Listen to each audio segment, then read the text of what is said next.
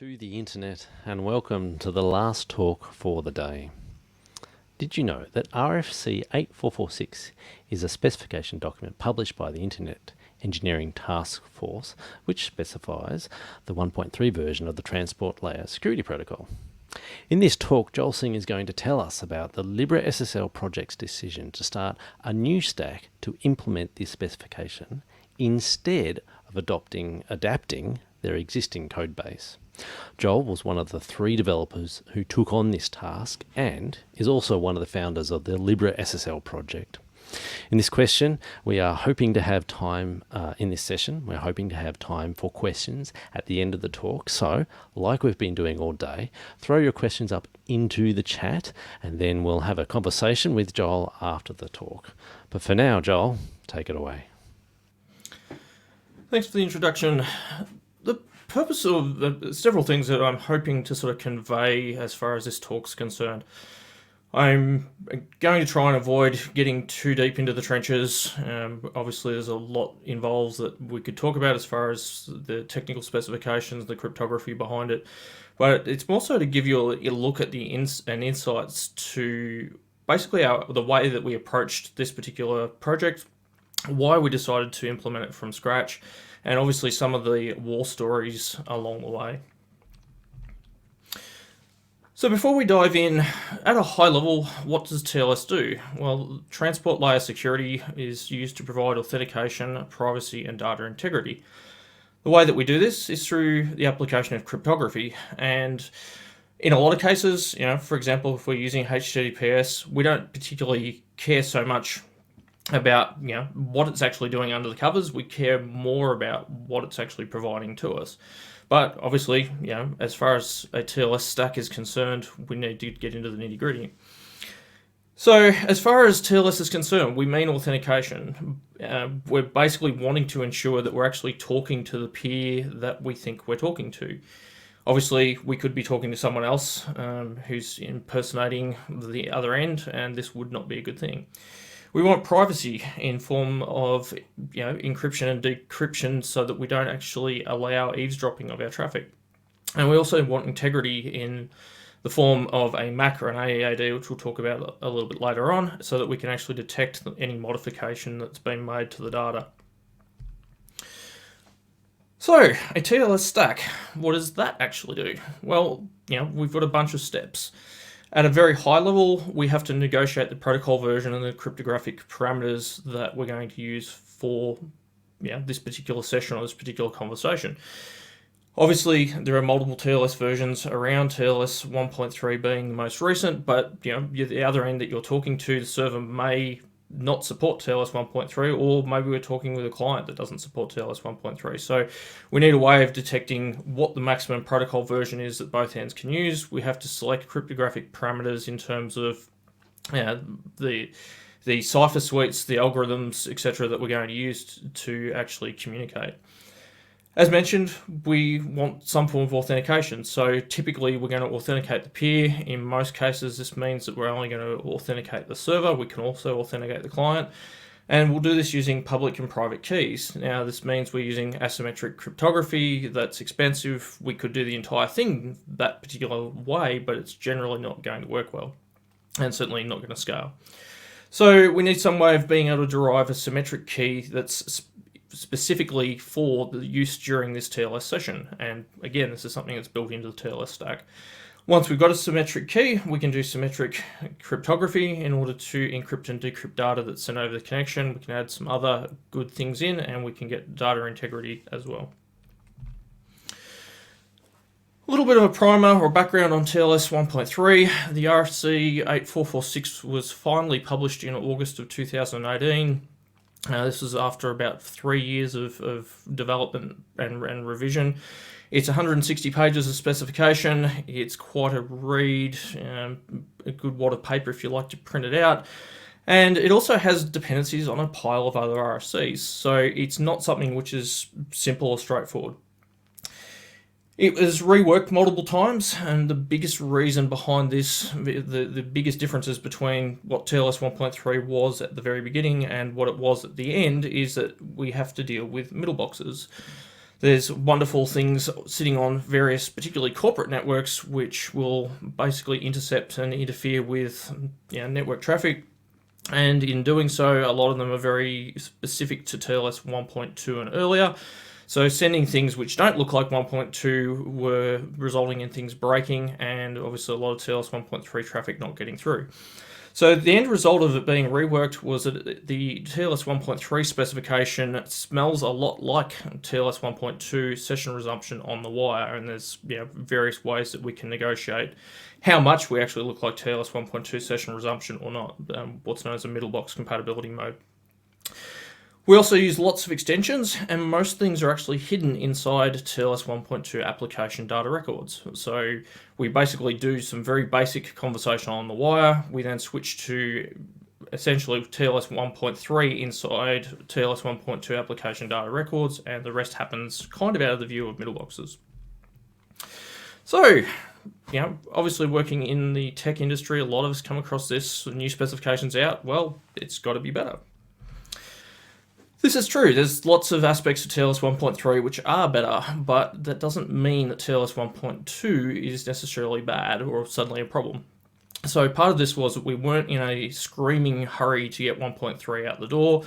If we appropriately configure TLS 1.2, we can still get good security from it. So we want to be using cipher suites that have AEAD and PFS. By AEAD, we mean authenticated encryption with associated data, and this is basically encryption modes that combine confidentiality with authenticity or integrity. It's hard to get wrong. It's generally easily implemented from an algorithmic perspective, and we also protect the pseudo header in addition to the actual data that's contained inside. So things like the sequence numbers that we're transmitting, we know whether that's been tampered with in any way, shape, or form, and we can obviously deal with that.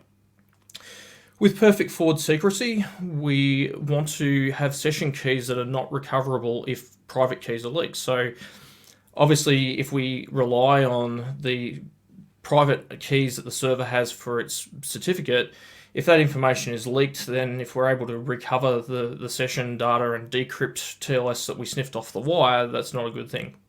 So we can avoid this by using ECDHE or DHE, both forms of ephemeral Diffie-Hellman, and we have keys that are unique per session and are not recoverable. But do beware of session resumption if using TLS 1.2, because the mechanisms which provide this effectively circumvent PFS at least to some period of time, depending on key rotation. So the main differences. With TLS 1.3, we have improved performance. Some of the design goals as far as the RFC was concerned was to reduce the number of RTTs or round trips needed in order to basically get a session going. More of the handshake data is actually protected, so we engage encryption and basically protect more of the traffic on the network. With TLS 1.3, we send a couple of very basic client hello, server hello messages, and from then on, everything else is protected or encrypted. There is no renegotiation. So with TLS 1.2, we can be halfway through a conversation that's encrypted using TLS and suddenly say, hey, we want to renegotiate, and we'll basically change the cipher suite, the algorithms, the keys, everything that's that we were using can change.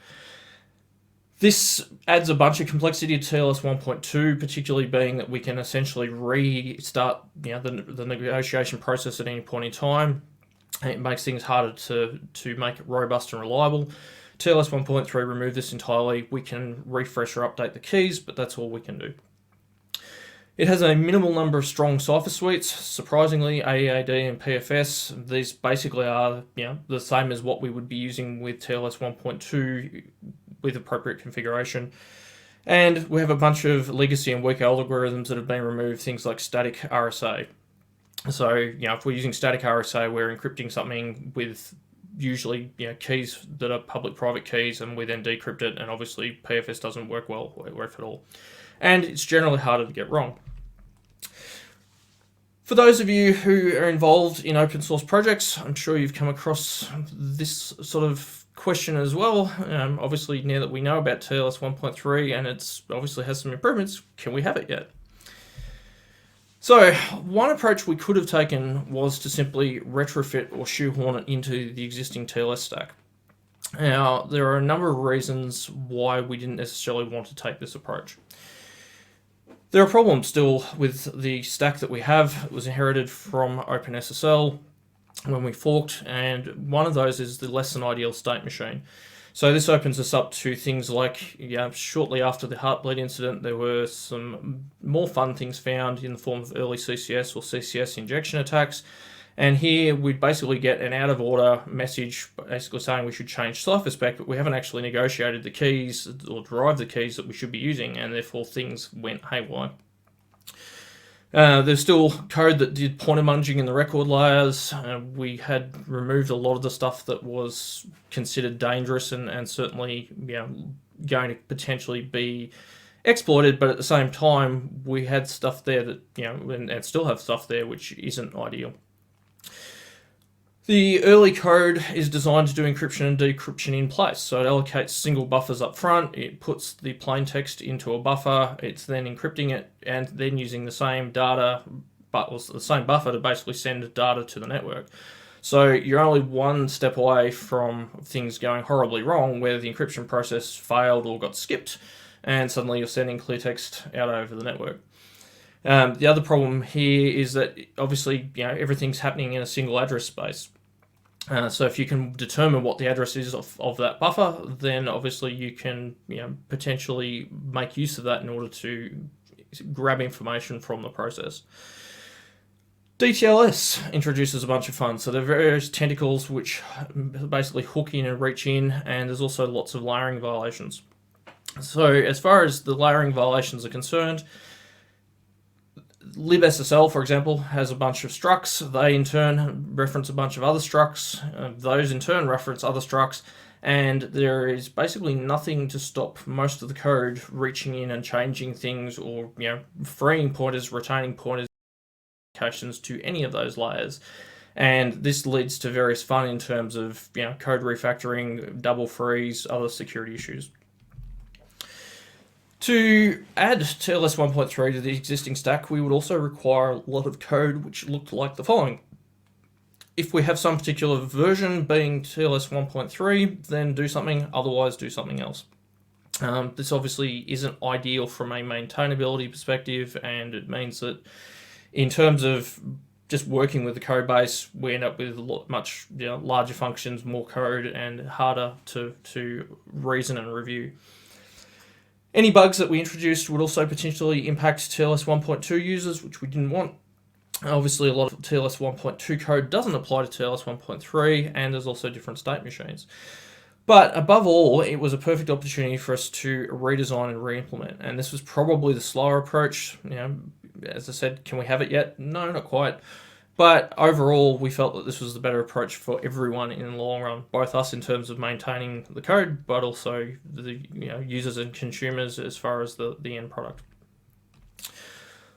So I wanted to talk a little bit about the approach that we took to implementation. A big part of this was divide and conquer. So obviously there's separate parts, separate functionality, which I'll talk about more in a moment. We had 3 people who are essentially working on this. We're all do it on our spare time, so none of us are full-time at this. So if we could split up things into their individual parts, and we could have an individual developer working on an individual feature, then that becomes quite easy to have. We can basically come back and say, okay, I've now finished that bit, it works, here's the code, here's the test, let's glue it into the rest. We aimed for a minimal feature set, so let's start out with the basics. We implemented the client first and the server later, and there's a bunch of reasons for this. Now, to get a client working is less code than writing a server. There are a lot of overlapping things, which we'll see shortly. But at the same time, most client code is short-lived processes. It's also obviously reaching out and negotiating to an endpoint that you usually have some level of trust to. So in terms of if there were security issues in the code or reliability issues in the code, Now, for example, something which ended up being a null pointer dereference, obviously crashing a client which can be rerun is safer than having a server process that you can crash or potentially do something nasty to.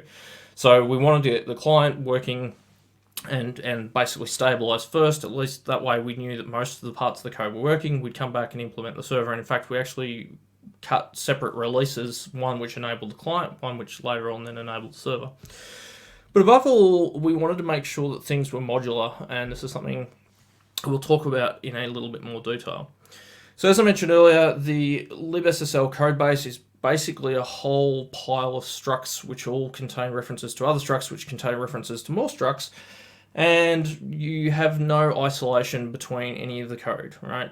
Most things can change any part of that information. Obviously, we can do fun things in terms of the address space if we really wanted to do it, but in terms of just writing pure C code, there is no protections and no isolation in place.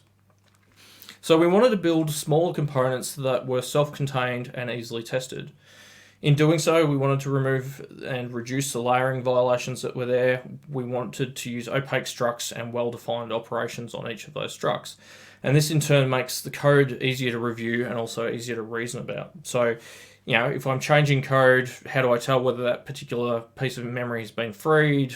Has something else changed it? Does something else have a reference to it? If it's only referenced in functions in one particular file, obviously that's easy to confirm or review, and particularly when you're making changes or refactoring code.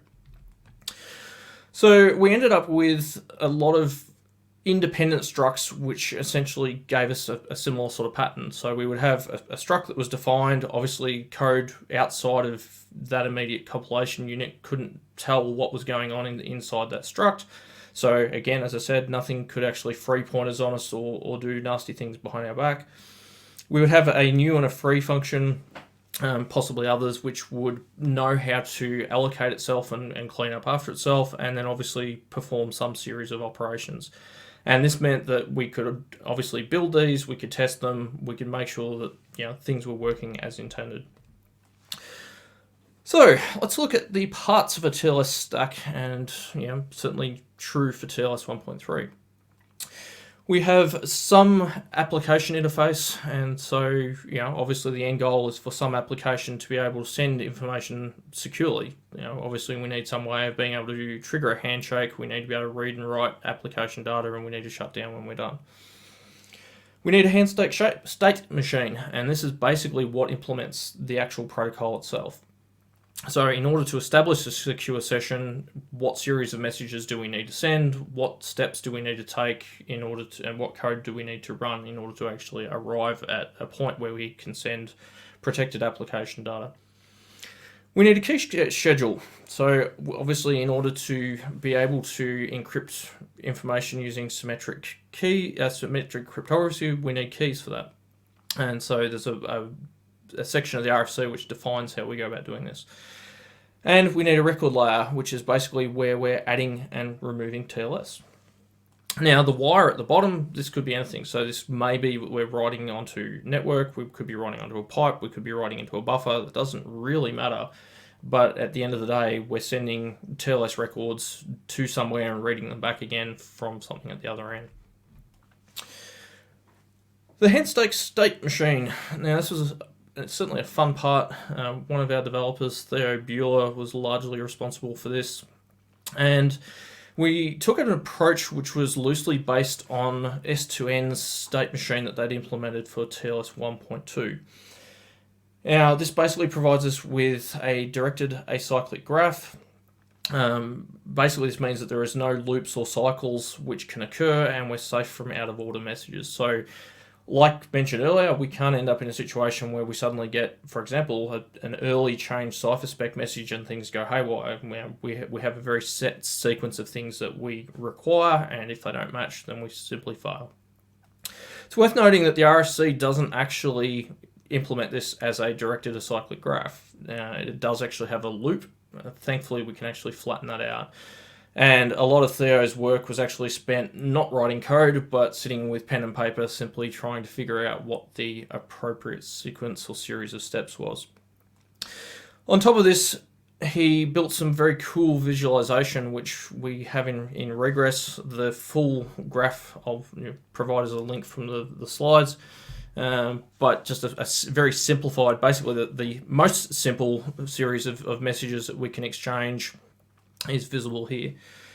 So if you want to build this, you simply cd into the appropriate directory and run make handshake.svg, and out pops what the handshake state machine is currently showing as a graph. And this made it, it's both interesting to look at, but it's also very useful in terms of diagnosing, how things are working and obviously reviewing what you're doing.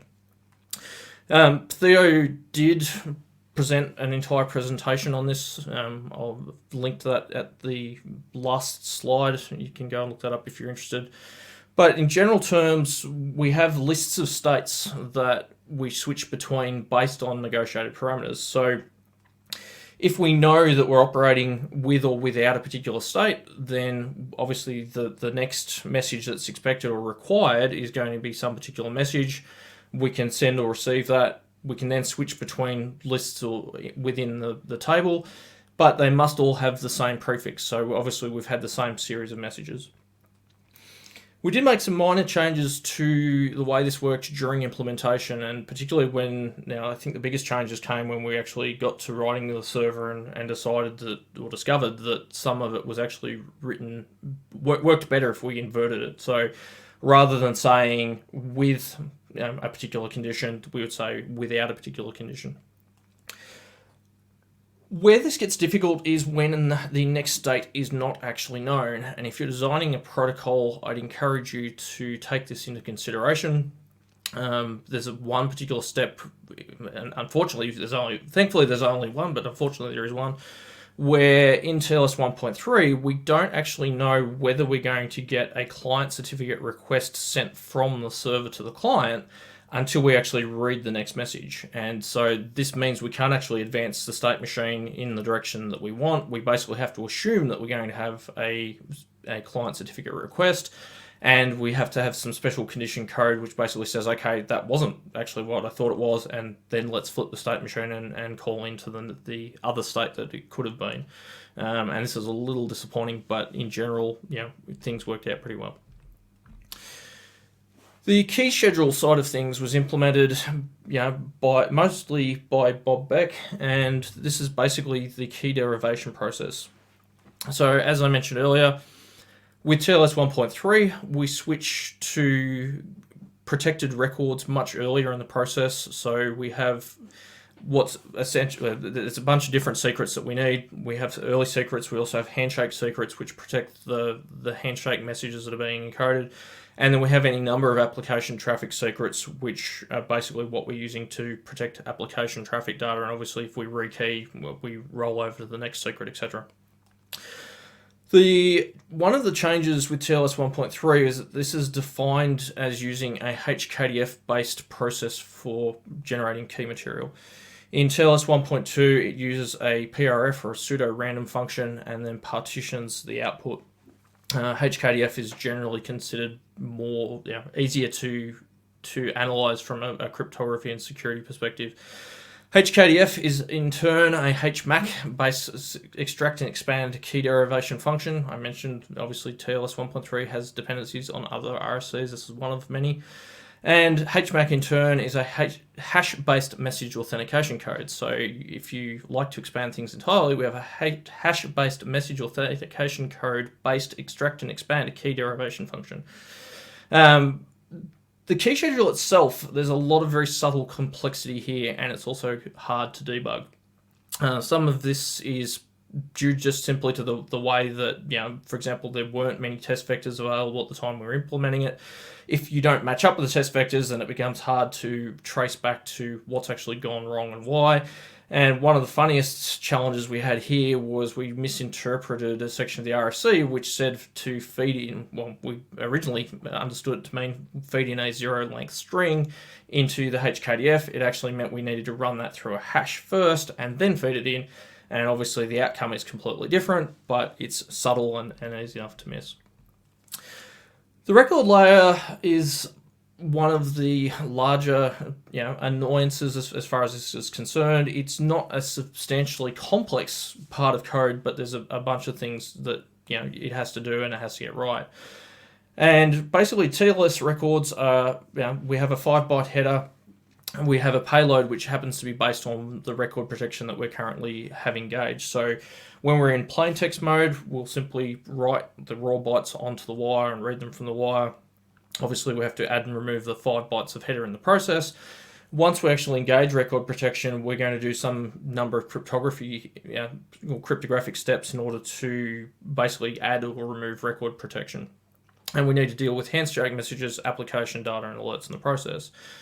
To be able to write some data, whether that be a handshake message or some application data, we take a chunk of bytes, we have a maximum plain text limit, and we apply record protection, we write it out. We do the process for reading data, simply backwards, we read a record from the wire, we remove record protection, and we make the bytes available. That on its own doesn't sound too complex. But weird things can happen, and this is the sort of stuff that you have to deal with in the record layer. It's possible that we may not be able to write out all of the record that we've created all at once.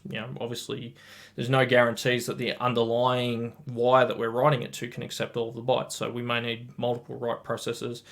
We can also need to do a write before or instead of reading. For example, if we've been reading and suddenly encountered a problem, we need to send an alert, so we may actually need to write instead. And we can also receive alerts or handshake messages when we're actually wanting application data. We also wanted to address a number of safety or security concerns in the process. So we wanted to avoid spinning, generally processing one record only and returning back up. And this meant that the application can choose how often and when it basically drives, reads and writes from the network. We also used the CryptoByte APIs extensively. These were something that came from boring SSL, but they're basically APIs that have inbuilt bounds checking for us. We zeroed memory as appropriate, and we also wanted to ensure that we didn't have data left around when operations didn't succeed. So if something fails, then obviously don't make it available, vice versa.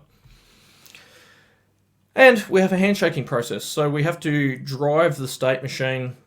We need to send and receive handshake messages via the record layer. In doing so, we advance the key schedule, we update keys in the record layer itself, and once we've finished the handshake process, we then allow application data to be sent and received. Now we had a working TLS 1.3 stack, but we have to actually be able to use that via the legacy stack and the legacy API, and this also took up a chunk of interesting work. So the legacy stack is driven by the LibreSSL API, which is generally SSL connect, accept, read, write, shutdown, and get error. And these have interesting behavior. Some of it's documented, not all of it necessarily is or was. But in general, we start with, if TLS 1.3 is enabled, we start with the new stack. We then hand off to the legacy stack when we detect that we aren't actually going to do TLS 1.3. But we need to match existing behavior. There's a bunch of various modes and options that we need to deal with and basically respect. And we also need to make sure that we return the same errors, states, and callbacks. Otherwise, various applications get grumpy with us, and this took a little bit of time to figure out. So, issues that we encountered on that front. LibreSSL is a very old API. The API itself isn't entirely ideal, but there's also lots of very poorly written consumer code. So if we take SSL read, for example, it's defined that there are certain conditions under which SSL read will fail, and it will basically result in SSL get error returning a condition with want read, in which case you have to repeat it. Now, a lot of code that exists, particularly stuff that was written years ago, simply calls SSL read and never expects this condition to occur. And in most cases, they get it right because the other end doesn't renegotiate, and therefore they don't run into this particular problem.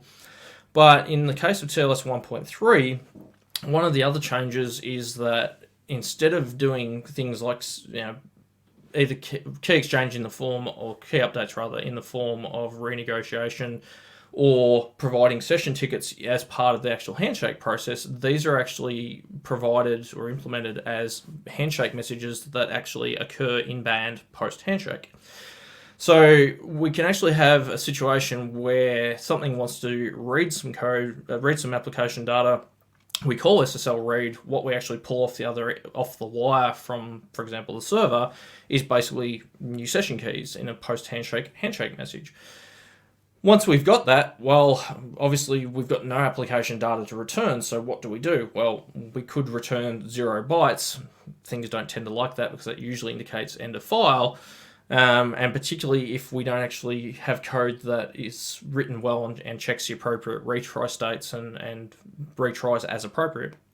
So there's an option or a mode called SSL mode auto retry. The approach that OpenSSL took when they implemented TLS1.3 is that they just flipped auto retry from being off by default to being on by default, and this meant that badly written consumer code continued to work. What this did, though, was broke various things that handled blocking sockets correctly and actually wanted to know if they had read something in and didn't actually process anything. So there's then flags and options to basically obviously switch this off. Some code that was working with blocking sockets then had to go and implement this, and we basically ended up following suit. There are other modes and options which we also need to respect. So things like SSL mode enable partial write, and basically what this means is that when you call SSL write, rather than simply saying, okay, I wrote out X number of bytes and you can advance your pointers and do your bookkeeping and call me again, we actually have to loop and just keep going. So if this option is not enabled, which it's not by default. And so in that case, we actually need to spin inside the record layer itself, or in basically the mapping between the new stack and the old stack, and ensure that we write out all of the data that existed. And this was actually a fun, I remember running into a interesting bug where OpenLDAP slapd would fail if used with GNU TLS for this exact same reason. GNU TLS didn't handle looping, and so you get partial writes back, and slapd did not like that. And we also, earlier I mentioned that we made a design decision that we would basically take one record and return back from the record layer. In the case of receiving certain states, we obviously would bounce back up. Certain applications didn't like that, so we then need to actually implement retrying within the record layer in certain conditions. We also ran into some interoperability fun along the way. Some of it, our own fault, some of it not. As I mentioned earlier, there's a middle box compatibility mode. So we can, as a client, we can basically set a certain series of bytes to being a particular value, which will then mean that we've enabled middle box compatibility mode. If we do that, then the server and the client should send change cipherspec messages, which are from TLS1.2, in certain points of the handshake, and this makes it look like we're doing TLS 1.2 session resumption. Fizz, which is Facebook's TLS stack, had an interesting, and I think it still has an interesting way of doing this, where rather than just sending one change cipherspec message, so normally with TLS 1.2 we would be operating in plain text mode, we would do the handshake. Once we've negotiated the cryptographic parameters, we would have a change cipherspec message, at which point we switch to record protection, and now everything's encrypted. So we would normally only have one of these on the wire. Fizz, well, it happens to send two. So we'd written the code, and obviously the record layer basically was looking for one of these, and if we got more than that, we'd bail out. When we started doing some testing and ran into this particular problem, we obviously had to change that. The RFC is a little bit ambiguous as to how many, or the fact that you shouldn't send more than one, so we'll let them get away with it. But last time I checked, Fizz, you could actually send CCS messages at any point in the stream, and it just wouldn't care. GNU TLS was interesting because it is obviously an independent implementation. Having software monocultures is generally considered bad, and so the fact that there's multiple TLS stacks out there these days is certainly a good thing. And it will actually reject various things that other stacks don't. So we ran into situations where we actually found bugs in our own code, or things that we had implemented and probably shouldn't have, or at least implemented in the way we implemented, that obviously testing against OpenSSL or other stacks wouldn't necessarily tell us. Hello retry request is also worth a mention because, as I said early on, we implemented the bare minimum features. So one of the things I haven't mentioned is that as part of a TLS 1.3 handshake, the client actually generates it generates parts of keys before it actually starts the conversation, so that the server then can complete the Diffie-Hellman ephemeral exchange in a single round trip. Now, in the case where the client happens to pick one particular set of curves, we end up in a situation where the server may not support that, and then we then have to turn around and basically say, no, go back and try again. But use this particular curve or this particular algorithm in the process. And so we were actually interested to see how far we could go without actually implementing this until we ran into some servers. And I think one of them was Twitter's image server, if memory serves correctly, where they simply didn't implement curve 25519, and they would basically send back a hello retry request. So obviously we went and implemented that code. Verification and testing was certainly a large part of this. Obviously, writing new code, we wanted to write regress tests and unit tests and make sure that the code that we wrote behaves as intended and remains that way. One of the other things that was done, Theo Bueller also integrated TLSvg with our regress tests, and this has been immensely helpful. TLSvg is basically a pseudo TLS stack which sends all sorts of bogus messages and basically makes sure that we adhere to appropriate things as far as the protocol and specification is concerned. This detected a lot of things which we didn't necessarily have quite right, and fixed a lot of things, but also in probably the worst bug that we had, which I think was a null pointer dereference at one point, TLSvg didn't actually detect, and so it was a case of, okay, let's go and write an implementation for TLSvg, let's get that upstreamed, and that in turn found bugs in NSS, and I think GNU TLS, or at least one of the, was two stacks, I can't remember exactly which two. We also have integration with OSS-fuzz, so this is one of Google's projects, but basically this runs things like ASAN and MSAN against our code at regular intervals, and we obviously detect things like memory leaks and bad code as a result. We also have the OpenBSD ports tree, and this is a huge help as well because there is lots of different code out there. There's lots of different things that use LibreSSL. There's lots of different ways that this code twists and breaks the APIs and things that expect certain behavior that's been there for years. So having people who, obviously are using this code and running it against the stack that we're developing, people would usually yell when things break and tell us, hey, suddenly I can't actually connect to Twitter images, as the case may be. Okay, let's go and look at why. Okay, let's go and add that particular bit of functionality. So that was certainly a big help. So, in summary, we now have a TLS 1.3 implementation. We essentially wrote it from scratch, and there's a little bit of hand waving over some aspects of that. The TLS extension handling code we rewrote sometime earlier and reused that. So there's some things that sort of sit to the side in that respect, but the entire stack itself is certainly from scratch.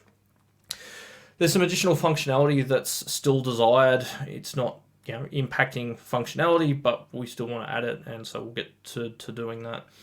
But the main thing, there was lots that was learned along the way, both in terms of obviously starting with a clean slate and implementing a TLS 1.3 stack and the complexities of that, but also trying to figure out and reverse engineer behavior that is from an existing API that really needs to be documented, and obviously getting that documented, and certainly a big shout out to Ingo Schwartz, who is with the OpenBSD project, who also works on a lot of our documentation, which is extremely helpful. And to top things off, we're starting to rework the legacy stack using the same design and the same approach. And so it's TLS 1.3, the new stack has been a good proving ground, and we're basically working backwards now to go from the record layer back up, and I have to poke some people and annoy some people to get me a new TLS 1.2 state machine. But that's where we are. So, thank you. I hope this has been useful. If there's questions, then we can take those. That was a really great talk. Thanks, Joel. I do have plenty of questions because I'm a serial questioner. So I'm going to leap off with some of those. If there's anyone in the chat who's got some questions that's just come to them, put them in the chat. It's even better to interrupt my stream of questions. So first of all, when starting off on this change, did you do much to tell your users about the plan and throughout the year as it turned out, how it was going? So the main communication outside of OpenBSD, so LibreSSL is part of the OpenBSD project. So anyone who's working with OpenBSD and familiar with it is sort of keeping track of where things are at. But outside of that, so LibreSSL Portable is basically a portable version that's taken from the OpenBSD code and has additional glue added to it so that it works elsewhere. And we have a couple of developers that specifically work on that. But we had GitHub issues where we were basically providing some details, but the bursty nature of this sort of work is that we'd go from having not much working to having a client working, at which point it would be available. So whilst there was certainly updates as much as possible, it wasn't something we could sort of say, we're going to expect this to be finished at this particular point in time. We have what we refer to as hackathons, so we get a bunch of people together in a location at various points in time, and we see how much work we can get done. So cool. We've got a question from Robert, I think. How can a 160-page spec have confidence in an implementable spec without a reference implementation? Did you feedback your improvements, like using a DAG, back to the RFC authors? So in terms of an implementable specification, I think working from it is certainly doable and certainly a lot more so than some other specifications, but at the same time a reference spec is probably critical. If I take the key schedule as a classic example, we would have completely got that wrong had we not been able to test that against a reference implementation. Other things such as the record layer is certainly going to be easier and different. In terms of feeding things back to the RFC authors, I'm not sure that that's been done. I could certainly follow up with Theo and see if he's had any conversation with them at all. I think I know the answer to this one, but after month effort, are you comfortable with the decision to rewrite, or is there something you would have done differently?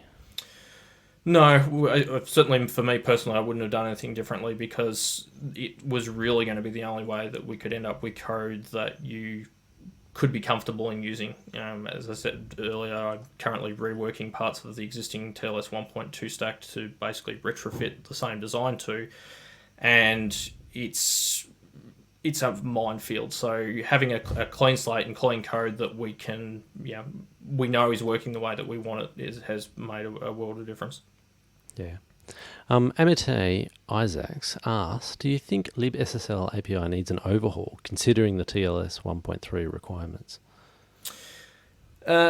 Short answer is yes. So I gave a presentation 4 years ago, I believe, with linux.conf.au, and one of the topic of that particular presentation was libTLS, which was a new API which myself and another couple of developers had worked on to basically make a interface that was more POSIX-like and certainly a lot harder to get wrong.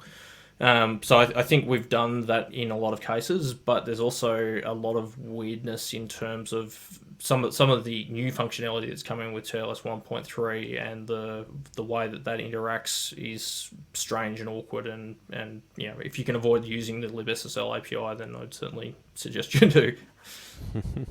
Yeah, there seems to be a tension between API compatibility and protocol engineering. Do you have any reflections on how the TLS 1.3 protocol or specification ended up after you had to implement it? Do you mean from the middle box compatibility side or from the API? Oh, if you're able to speak directly to the authors of the standard, would you say after implementing it, actually, I really wish you hadn't done that thing? So the biggest things which certainly being more clear with things like the key schedule and particularly reasoning why something needs to be fed through a hash rather than simply feeding through an empty value, which there's not a lot of difference too, but it's the sort of thing that makes a big difference in terms of whether the resulting code works or doesn't. Things like the DAG and being more clear with things like middle box compatibility mode and how many CCS messages you could send. So there's those sorts of things which would certainly have made life easier. Yeah, cool. Well, thank you for that, Joel. I really enjoyed that talk. It was a great talk to finish up the day.